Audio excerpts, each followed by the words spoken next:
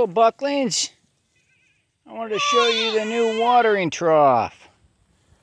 All right, folks, we just pulled the forms off here, and it's looking good. Oh, it smells so sweet. Yes, there's a little bit of a lopsided nature in this thing. Basically, it just the form bulged out a little bit right here and gave us like 5 inches of thickness right there at that seam, as opposed to 3.5 for elsewhere. So it's a little off, but that's no big deal because we are mortaring decorative stone onto this thing.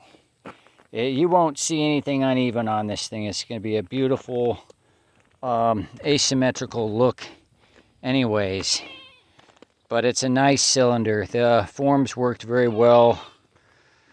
It's our first time doing this like this, using the Alu-Poly or Dye Bond is another brand of it. It's the polyethylene core, 1/8 inch thick with aluminum on each side. Very nice. You can form it. It's got a good property for these molds.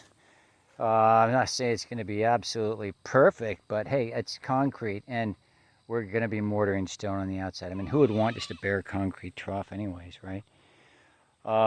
They're still usable. The holes are still there for the drains. We got a drain at the bottom. It's about 4 inches up, and you know the concrete's going to be raised. We're going to pour in there, get nice smooth concrete in the bottom, bring the level up there, and then we got a drain out here at the top so it doesn't just go flowing over the edges everywhere. It can go out that drain. So here it is.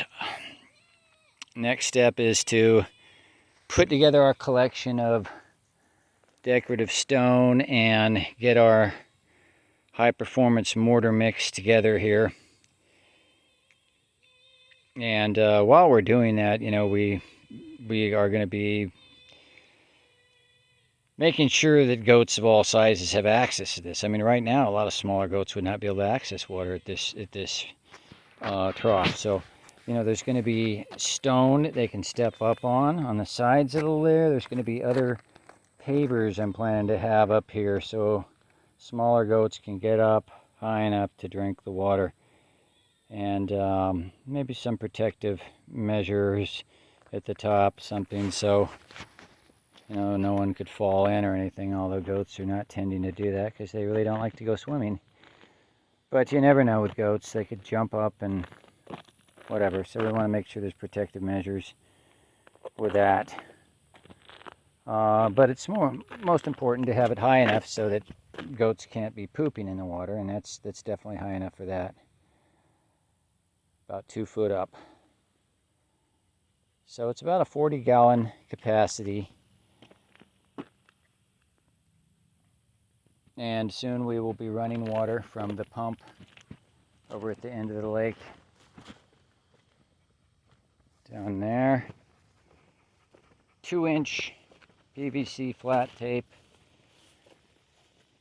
Tube of 2-inch thick, 2-inch wide water. 2-inch diameter water pipe will be coming out here, and we're going to be then going out with 1 inch to irrigate and do other things out here for a lot of area. So there's the run from the pump through 2-inch PVC flat tape is a real important run.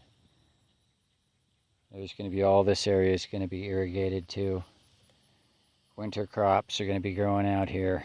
Lots of different things. Chufa, of course, the ryegrass and brassicas for the goats, but there's also going to be turkey crops and duck crops, the chufa nuts, and carrots.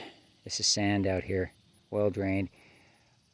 A perfect place for carrots. So this whole paddock here lakeside is all broken up with a fence coming right through here. Here's the center of the end pole for the gate, and then we have an H brace right here going down between those 2 trees down to the lake shore down there. And then of course over here we got another big paddock, and then we're going to be breaking that up too. And here's another big paddock here. There's a big paddock over there. There's All the woods paddock over here, big beautiful woods. There's another paddock down there where we plan to grow berries under the power lines.